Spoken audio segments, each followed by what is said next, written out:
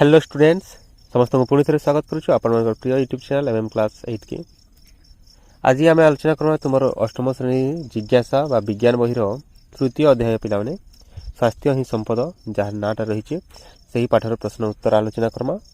तो आलोचना करवार आगु आम चैनल जब सब्सक्राइब नहीं करवार सब्सक्राइब कर दियो 8 क्लास सब वीडियो पाइबार लगी। ठीक अच्छे देखमा देख ये प्रश्न रही पे जिज्ञासा बजाय रख 41 पृष्ठा 42 पृष्ठ आउ 43 पृष्ठ जेनटा रही तार उत्तरटा आम बर्तमान आलोचना करमा। तो पहला प्रश्न नहीं देख पे पहला प्रश्न काण कही देख निम्न छवि गुड़िक देखा जाउथिबा रोग गुड़ी को संक्रामक किंबा अणसंक्रामक भाव में श्रेणीभुक्त कर। तो पहला देखिए थंडा एवं फ्लू टाइफॉइड मधुमेह श्वासरोग आउ मिलमिला देछे। एधर भितर केनटा संक्रामक अणसंक्रामक हे पिला माने देख थंडा आउ फ्लू जेटा रही थंडा आउ फ्लू टाइफॉइड तापरे मिलमिला एटा हेबे संक्रामक रोग तीनटा संक्रामक रोग रे लिखबो। आ जेना मधुमेह और श्वास रोग रहला सेटा हेले अणसंक्रामक रोग हला एटा गुटे व्यक्ति नु आ गुटे व्यक्ति के संक्रमण नि होय।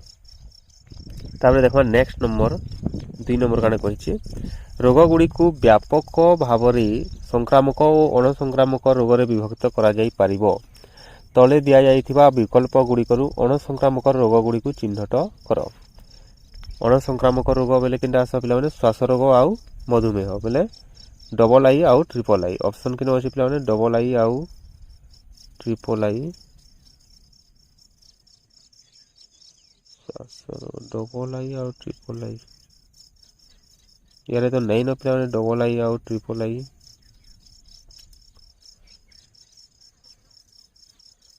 तो इन 2 नंबरटा आउ 3 नंबरटा बोले लिखि देबो है।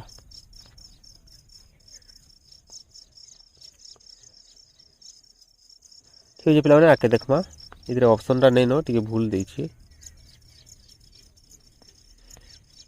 तार 3 नंबर लाई आमे तलके देखमा पिला माने तले देखमा। हां देख तुम विद्यालय रे फ्लूर प्रकोप चली अनेक सहपाठी अनुपस्थित अछंती सेतेबेले मध्य किछि पिला काशिबा और छिंकिबा सह विद्यालय को आसुछंती अधिक व्यापीबा को रोकिबा पई विद्यालय तुरंत कोन पदक्षेप नेवा उचित। एटा आई नंबर प्रश्न ई परिस्थिति के नेगिरी हम लिखमा एही परिस्थिति रे विद्यालय को सामूहिक भाव बंद रखा जिबा आवश्यक। प्रत्येक श्रेणी कक्ष को विशोधन करबा द्वारा प्रभाव कमी पारिबो। संक्रामक रोग अच्छे बेले सफा करवा पड़वा फिनाइल देगरी किंबा और जिने सॉल्यूशन में रहुची जीवाणुनाशक सेटा हमको प्रयोग करवा पड़वा। आक्रांत छात्र छात्री को घरे एकांत बासरे रखा जिबा उचित। तापर डबल आई प्रश्न कहि से परिस्थिति के नहीं करी यदि तुम पाखरे बसुथिबा सहपाठी ठारे ज्वर किबा थंडार लक्षण देखा दिए तेबे तुमे किपरि भद्र और विचारशील भाव में प्रतिक्रिया प्रदर्शन करिवो। तमे काण करमा एही परिस्थिति रे सांग को घरे रही चिकित्सित हवा पई परामर्श देबा।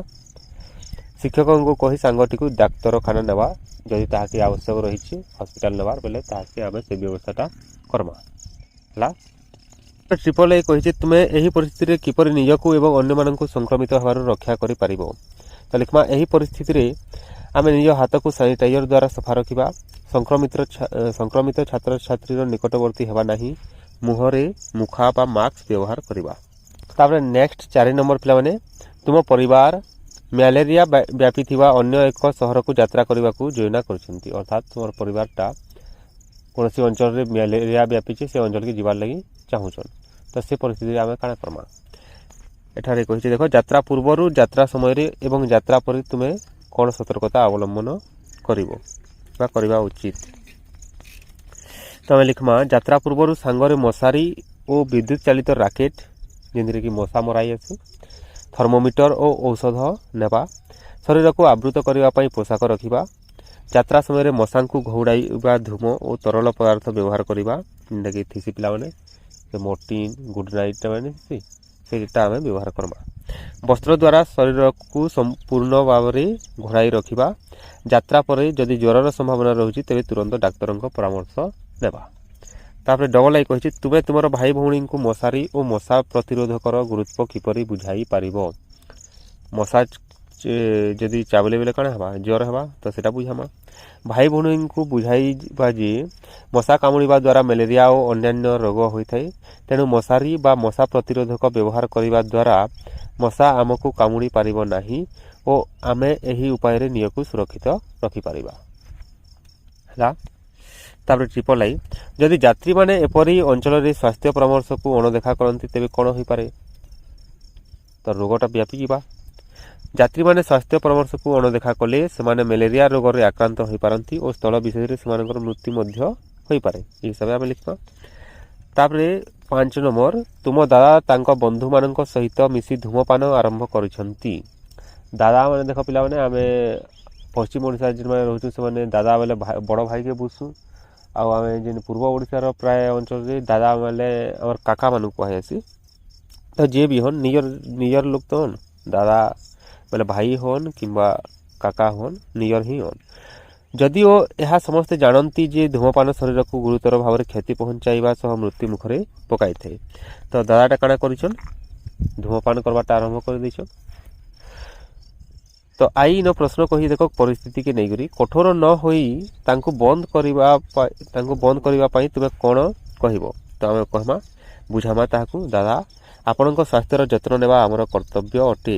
ଧୂମପାନ ଦ୍ୱାରା ହୃଦରୋଗ ଓ ଫୁସ୍ଫୁସ୍ କର୍କଟ ରୋଗ ହେବାର ସମ୍ଭାବନା ଯଥେଷ୍ଟ ଅଧିକ। ଧୂମପାନ ପରିତ୍ୟାଗ କଲେ ଆପଣଙ୍କ ସ୍ୱାସ୍ଥ୍ୟ ଅବସ୍ଥାରେ ଉନ୍ନତି ଆସିବ ଓ ଆପଣ ବହୁଦିନ ପର୍ଯ୍ୟନ୍ତ ନିରୋଗ ରହିପାରିବେ। ଏହି ପ୍ରକାର ଆମେ ବୁଝେଇକରି କହମା। ହେଲା। ତାପରେ ଡବଲ୍ ଆଇ, ଯଦି ତୁମର ବନ୍ଧୁ ଏକ ଭୋଜିରେ ତୁମକୁ ସିଗାରେଟଟିଏ ଦିଅନ୍ତି ତେବେ ତୁମେ କ'ଣ କରିବ? ଆଣମା ଆରୁ ପିଇଦେମା କି ନେଇ? ପିଇମା କେ ନେଇ କାଣା କର୍ମା? ମୁଁ ସିଗାରେଟଟିକୁ ନେଇ ସେହି ସାଙ୍ଗକୁ ଫେରାଇ ଦେବି। ବନ୍ଧୁଙ୍କୁ କହିବି ଯେ ଏହାକୁ ବ୍ୟବହାର କଲେ ଫୁସ୍ଫୁସ୍ କର୍କଟ ରୋଗ ହୋଇଥାଏ। ଥରେ ଗ୍ରହଣ କଲେ ବାରମ୍ବାର ବ୍ୟବହାର କରିବାକୁ ଇଚ୍ଛା ହୁଏ। ସ୍ମୃତି ଶକ୍ତି ଓ ଦୃଷ୍ଟି ଶକ୍ତି ହ୍ରାସ ପାଏ। ପରିବେଶ ପ୍ରଦୂଷିତ ହୋଇଥାଏ। ଅଯଥା ପଇସା ନଷ୍ଟ ହେବା ସହିତ ସ୍ୱାସ୍ଥ୍ୟ ମଧ୍ୟ ନଷ୍ଟ ହୁଏ। ସେଥିଲାଗି ନିପିଅ ବୋଲବା। ତାପରେ ଟ୍ରିପଲ୍ ଆଇ ପିଲାମାନେ, ସ୍କୁଲ ଗୁଡ଼ିକ ଛାତ୍ରଛାତ୍ରୀମାନଙ୍କୁ ଏପରି କ୍ଷତିକାରକ ଅଭ୍ୟାସରୁ ନିବୃତ୍ତ ରହିବା ପାଇଁ କିପରି ସାହାଯ୍ୟ କରିପାରିବେ? ତ ଲେଖମା, ବିଦ୍ୟାଳୟ ତରଫରୁ ଏ ସମ୍ବନ୍ଧରେ ସଚେତନତା ସଭା କରାଯାଇପାରିବ। ସଭାରେ ଫଟୋ ମାଧ୍ୟମରେ ଫୁସ୍ଫୁସ୍ କର୍କଟର ଜର୍ଜରିତ ରୋଗୀର ଯନ୍ତ୍ରଣାକୁ ବୁଝାଇ ହେବ।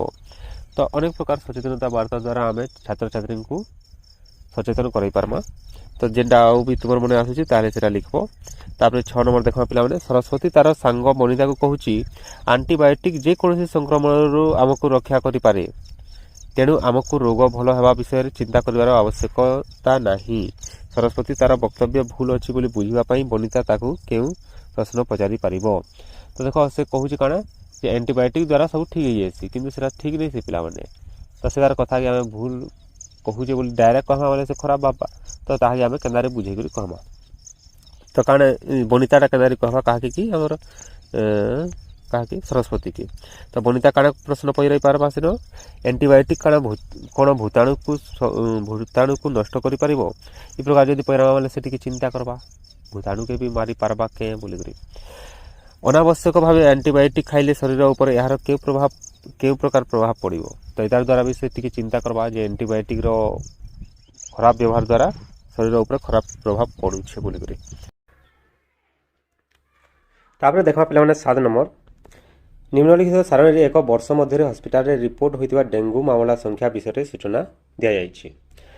ଆଉ ଯେନ୍ ସାରଣୀଟା ଦେଇଛି ପିଲାମାନେ ସେଟାକି ନେଇକରି ଆମକୁ କାଣା କହିଛି ପ୍ରଶ୍ନ ତଲେ ଦେଇକି ଦେଖ। Y ଅକ୍ଷରେ ରୋଗୀ ସଂଖ୍ୟା ଓ X ଅକ୍ଷରେ ମାସ ନେଇ ବାର ଗ୍ରାଫ ତିଆରି କର। ତୁମ ଫଳାଫଳକୁ ଭଲ ଭାବରେ ବିଶ୍ଳେଷଣ କରି ନିମ୍ନଲିଖିତ ଉତ୍ତର ଦିଅ। କେଉଁ 3 ମାସରେ ଡେଙ୍ଗୁ ରୋଗୀଙ୍କ ସଂଖ୍ୟା ସର୍ବାଧିକ? এই ପ୍ରକାର ପ୍ରଶ୍ନମାନେ ଆମକୁ ଦେଇଛି। ତ ଆମେ ଗ୍ରାଫଟା এই ପ୍ରକାର କାଟବା ପିଲାମାନେ। ଗ୍ରାଫ କାଗଜ ଯଦି ଅଛି ତୁମର ପାଖେ କାଟିଦେବ এই ପ୍ରକାର।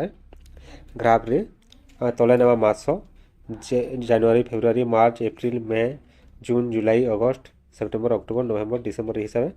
ଆଉ ଉପରକେ ଆମେ 1 ସେଣ୍ଟିମିଟର ସମାନ 10 ଏକକ ନେମା Y ଅକ୍ଷରେ। ତାପରେ ଆମେ ଜାନୁଆରୀରେ କେତେ 10, ତାପରେ ଫେବୃଆରୀରେ এই ପ୍ରକାର ଆମେ କାଟମା। ঠিক ଅଛି। ଗ୍ରାଫ କାଟବାଟେ ଯଦି ଶିଖିଛ ବୋଲେ ତାହେଲେ ଭଲ ଭାବେ କାଟିଦେବ এই ପ୍ରକାର। ଆଉ ନି ଶିଖି ବୋଲେ ଏଇଟାକି ଦେଖିକି କାଟିଦେବ এই ପ୍ରକାର ହେଲା। ତାପରେ ପ୍ରଶ୍ନର ଉତ୍ତରଟା ଆମେ ଦେମା। କେଉଁ 3 ମାସରେ ଡେଙ୍ଗୁ ରୋଗୀଙ୍କ ସଂଖ୍ୟା ବେଶୀ ଥିଲା? ତ ଏଇଟା ହେବା ଜୁଲାଇ, ଅଗଷ୍ଟ ଆଉ ସେପ୍ଟେମ୍ବର। ଏଥିରେ କି ବେଶୀ ରହୁଛି ଏଇଟା ଦେଖ এই প্রকার जुलाई अगस्ट आउ सेप्टेम्बर तापर केउ मासरे सबुठारु कम रोगी संख्या थिला जानुआरी रे केउ मास गुड़िकरे प्राकृतिक किंबा परिवेशगत कारण जोगु डेंगू रोगी संख्या अधिक वृद्धि पाइछि तो एटा भी हेजिबा जुलाई अगस्ट आउ सेप्टेम्बर जेने वर्षा ऋतु रे रहउछि तापर आईवी डेंगू रोगर प्रसार को ह्रास करबा पई गोष्ठी किंबा सरकार संक्रमण वृद्धि पाउथिबा ऋतु पूर्वरु कोन प्रतिरोधक पदक्षेप नै पारिबे तुमे परामर्श दियो तो खाना नियाइबार कथा पानी जमी रहुथिबा स्थान को शुष्क करबा जहाँ द्वारा मशा व्यापी नहीं पारन तारे मशारी व्यवहार करमा मशा मरा कीटनाशक औषध सिंचन करबा मागणा रक्त परीक्षा कराइबार व्यवस्था करबा तापर आसला 8 नंबर कल्पना कर जे तुमे एक विद्यालय स्वास्थ्य अभियान दायित्व रे अछ संक्रामक एवं अणसंक्रामक रोग ह्रास करबा पई तुमे केउ मुख्य वार्ता व्यवहार करिवो तो आम काण कहमा पिलामानकु सचेतन कराबार लगी रोगी शरीर में रोग द्वारा सृष्टि होता उपसर्ग को आयत्त कर उपसर्ग बोले कारण जिनटा तार कारण रही है आम आयत्त रखमा रोग सृष्टिकारी अणुजीव को विनाश कर अणुजीव विनाश हेले आम रोगर मुक्त रहमा रोगी हो चिकित्सित होगा अपेक्षा रोग न होगापाई प्रतिषेधक व्यवस्था ग्रहण कर प्रतिषेधक नेबार द्वारा आम रोगर मुक्त रही पार्मा जहाँ द्वारा आमको पछे आउ हराण होबार के नहीं पड़े तो से आम ये वार्ता दे पार्मा prevention is better than cure तापर शरीर में रोग प्रतिरोध क्षमता वृद्धि करने सुषम खाद्य ग्रहण कर खाद्य भलटा खाइमा टीकाकरण कार्यक्रम में सामिल हो टिटानस डिप्थेरिया लहरा काश मिलीमिला पोलियो ठारू मुक्ति पाओ जे टीकाकरण रोचे से टीकाकरण में आम सामिल हाँ रोगर लक्षण देखादेवा क्षण डाक्तर परामर्श नियो कौन जदि रोगर लक्षण देखा आम हस्पिटाल जाकर डाक्तर साए परामर्श घर आनबार कथा डाक्तर साथ कथबार्ता होकर संक्रमित रोगी को वायु चलाचल करुवा प्रकोष्ठ में पृथकवास करने को दियो आखपाखे रोग संक्रमण होते N15 मास्क व्यवहार कर जे भल मास्क तापर बारंबार हाथ धुओ ये प्रकार वार्ता आम देमा तापर 9 नंबर थंडा काश किंवा फ्लू भली भूताणु संक्रमण आम एंटीबायोटिक नेवा उचित नुहे बोली सुपारिश कराई तुम्हें यही सुपारिश संभाव्य कारण कहीपर कि देख से सब भूताणु जनित है तो लिखमा आम एंटीबायोटिक भूताणु द्वारा होता संक्रमण विरुद्ध में कार्य करे नहीं एंटीबायोटिक भूताणु के संक्रमण होबार अटके नहीं पारे भूताणु गुड़िक एक सुरक्षात्मक पुष्टिसार युक्त आवरण द्वारा आवृत हो रही था यही आवरण को एंटीबायोटिक भांगी पारे नहीं और प्रभावहीन होता है तो भूताणु के मारवार लगे आम एंटीबायोटिक व्यवहार करवा बेले सेटा आमको काम नहीं दिए एंटीबायोटिक केवल जीवाणु कोष को बीजाणु कोष उपर कार्य करी यार कोष झिल्ली निर्माण करने को प्रतिरोध करता है और से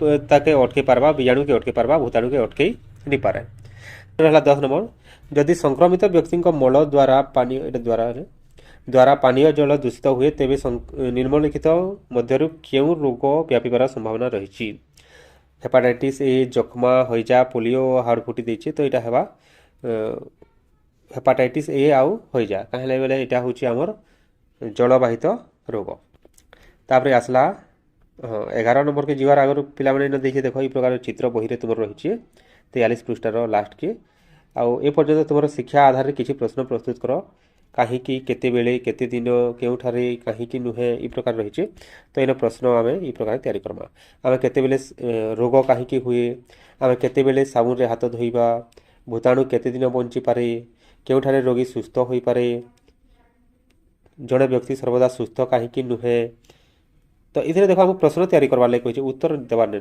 उत्तरटा आम प्रश्न आकार में आसवा तो ये हिसाब से लिखब है 11 नंबर जिते बेले आमर शरीर प्रथम थर पर एक रोगकारक अणुजीवर सम्मुखीन हुए सेते बेले रोग प्रतिरोधक प्रतिक्रिया साधारणतः कम थाए किंतु पुनर्बार सही रोग जीवाणु संस्पर्श में आसिले शरीर रोग प्रतिरोधक प्रतिक्रिया बहुत अधिक होता है यह कहीं हुए तो यार उत्तरटा आम लिखा प्रकार जिते बेले आमर शरीर प्रथम थर पर एक रोगकारक अणुजीवर सम्मुखीन हुए सेते बेले रोग प्रतिरोधक प्रतिक्रिया साधारणतः कम रही था कारण तार कारणटा है रोग कारक को चिन्हट करने समय लगी आम बडीटा जिते ताकि चिन्हवा से किसी समय लगी आसी प्रतिरोधक प्रतिक्रिया विकसित होगापी समय लगी था शरीर स्मृति कोष जेनटा कि से सबके मन रखबे से कोष मान मन रखवाटा सेटा भी टिके टाइम लगवा लेट लगवा ଏହାକୁ ପ୍ରାଥମିକ ପ୍ରତିରୋଧ ବ୍ୟବସ୍ଥା କୁହାଯାଏ।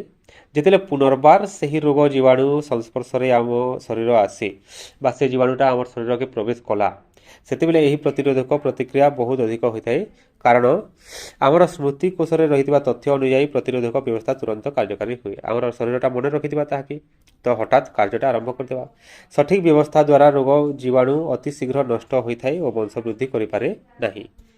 ଏହାକୁ ଦ୍ୱିତୀୟକ ପ୍ରତିରୋଧ ବ୍ୟବସ୍ଥା କୁହାଯାଏ। ତ ସେଥିର୍ଲାଗି କାଣା ହେସି, 2 ନମ୍ବର ଥର ଯେତେବେଳେ କୌଣସି ରୋଗ ଆସିବାର ସମ୍ଭାବନା ଥିସି, ଆମର ଶରୀରଟା ଶୀଘ୍ର ତାର ଉପରେ ପ୍ରତିକ୍ରିୟା କରିକରି ତାହାକେ ଖତମ କରିଦେସି।